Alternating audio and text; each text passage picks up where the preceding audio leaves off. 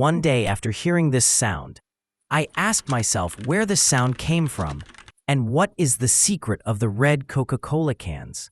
And my mind, after many attempts and burning thousands of gray cells, said, I don't know. The story begins in Atlanta in 1886, when instead of buying good vibes, people were looking for a mysterious and healing formula in pharmacies that could relieve the extreme fatigue of a stressful industrial life, relieve chronic headaches, and strengthen their nerves. But pharmacists were like chefs who mixed the things on their table in random doses and fed them to people. The hero of the story decides to show himself to us, Dr. John S. Pemberton, the man who wanted to create a medicine, but his prescription ended up in the refrigerators of the whole world. With a big problem.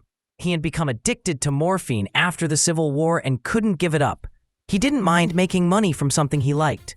It was also related to his specialty. What could be better than that? But instead of quitting, he was looking for an herbal power-up, a concoction that would relieve his boredom, be pleasurable, and most importantly, fill his pocket. The idea of a revolutionary syrup came to his mind, a bold combination of coca leaves and a little alcohol that could relieve fatigue and invigorate anyone. He was so absorbed in the idea that he couldn't sleep at night. He kept savoring its taste in his mind, repeating its name under his breath. French.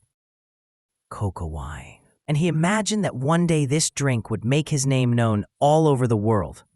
It would solve his problems, and he would make money.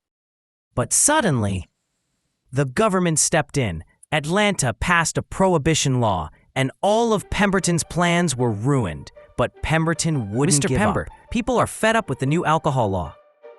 By the way, what is this new syrup of yours? Does it still have alcohol in it? He's Frank Mason Robinson, who was the designer of the original Coca-Cola logo. He was also the one who suggested the brand name Coca-Cola because he believed that the two C's would look good in advertising. This is not an ordinary thing. This is the story itself. Sugar, water, coca extract, and cola. Oh, I accidentally poured sparkling water into it, but let's test it.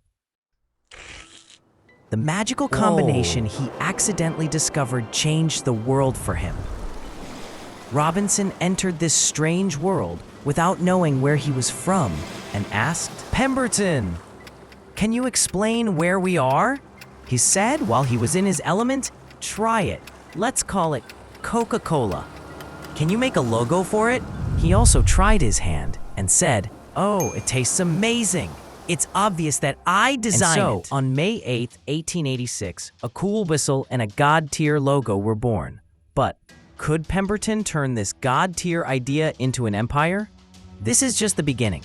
We are going to go deeper step by step. Don't forget to send us your beautiful hearts.